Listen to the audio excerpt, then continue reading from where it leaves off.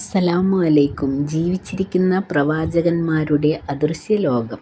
ഇന്നത്തെ ലോകത്തിൽ ചില വ്യക്തികൾ നമ്മളിൽ നിന്നും വിടപറഞ്ഞു പോയെങ്കിലും അവർ ദുനിയാവിൽ നമ്മളോടൊപ്പം ഇന്നും ജീവിക്കുന്നു എന്ന് ഖുർആൻ നമ്മെ അറിയിക്കുന്നു.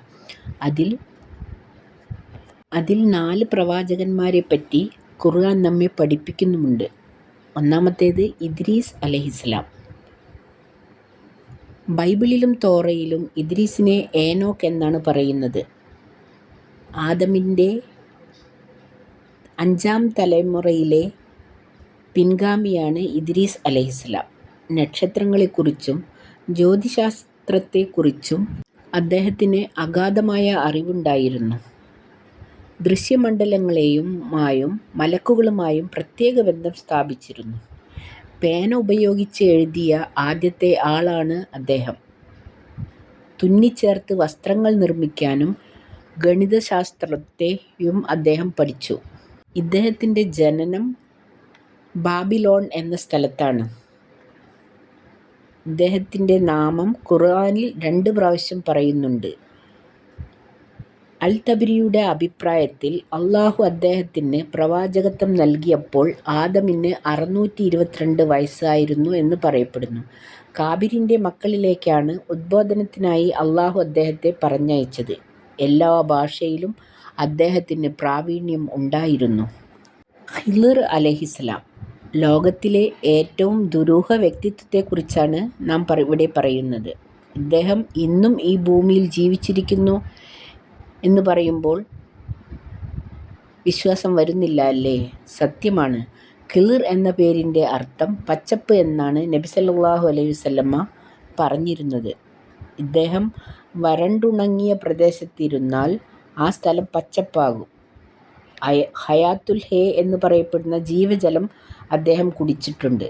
ഇദ്ദേഹത്തിന് ഇൽമുൽ ലദുൻ എന്ന് പറയുന്ന പ്രത്യേക ജ്ഞാനവുമുണ്ട്.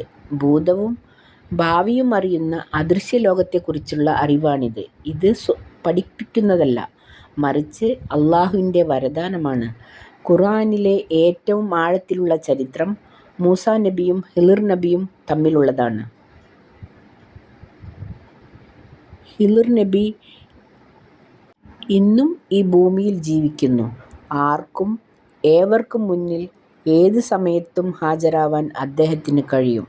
ഇദ്ദേഹം വിശ്വാസികളെ സഹായിക്കും. അള്ളാഹുവിൻ്റെ അനുമതിയോടെ അജ്ഞാത മാർഗത്തിൽ. ഈസാ അലൈഹിസ്സലാം. ഒരു കന്യകയായ മറിയം ബീവിയാണ് ഇദ്ദേഹത്തിൻ്റെ മാതാവ്.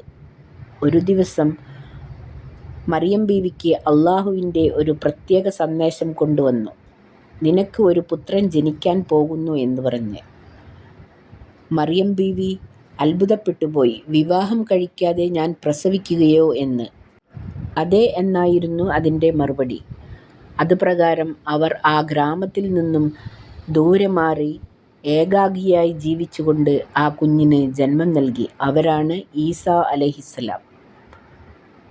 ആ കുട്ടി പ്രസവിച്ച അന്നു തന്നെ സംസാരിക്കാൻ തുടങ്ങി. അള്ളാഹുവിൻ്റെ കൽപ്പനാപ്രകാരം ഈസാ നബി കളിമണ്ണുകൊണ്ട് ഒരു കിളിയെ ഉണ്ടാക്കുകയും അതിലേക്ക് ഊതുകയും ചെയ്തപ്പോൾ അതിന് ജീവൻ വന്നു.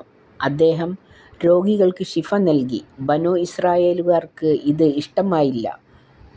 ജെറുസലേമിലെ ഗവർണർ ഇദ്ദേഹത്തെ ക്രൂശിക്കാൻ ഉദ്ദേശിച്ചു. ഇതറിഞ്ഞ് ജിബ്രീൽ അലൈഹിസ്സലാം അദ്ദേഹത്തിനെ ആകാശത്തേക്ക് ഉയർത്തുകയും ചെയ്തു. ഖുർആൻ ഇതിനെക്കുറിച്ച് വ്യക്തമായി പറയുന്നുമുണ്ട്.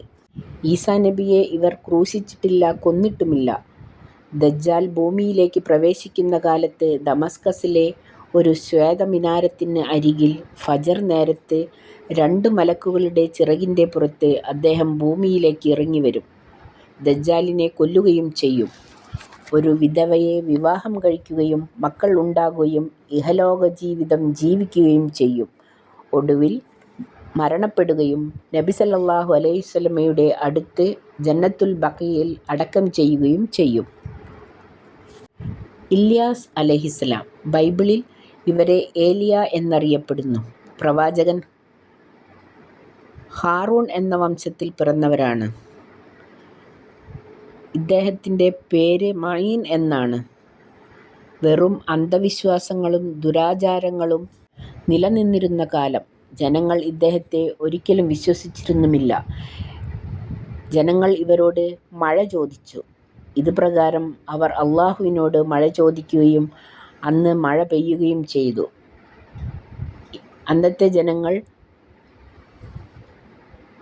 കുറച്ചുപേർ ഇദ്ദേഹത്തിൽ വിശ്വാസം വന്നു. എന്നാൽ വീണ്ടും ജനങ്ങൾ അവർക്ക് നേരെ എതിരായപ്പോൾ അദ്ദേഹം തന്നെ അള്ളാഹുവിനോട് തന്നെ ഇവിടെ നിന്ന് രക്ഷിക്കാൻ പറയുകയും അതനുസരിച്ച് ഒരു ദിവസം ആകാശത്ത് നിന്ന് ഒരു കുതിര ഇറങ്ങി വരികയും അതിൻ്റെ പുറത്ത് കയറി അദ്ദേഹം ആകാശാരോഹണം നടത്തുകയും ചെയ്തു. സമയ ദേശ ബന്ധനങ്ങൾ അദ്ദേഹത്തിനില്ല.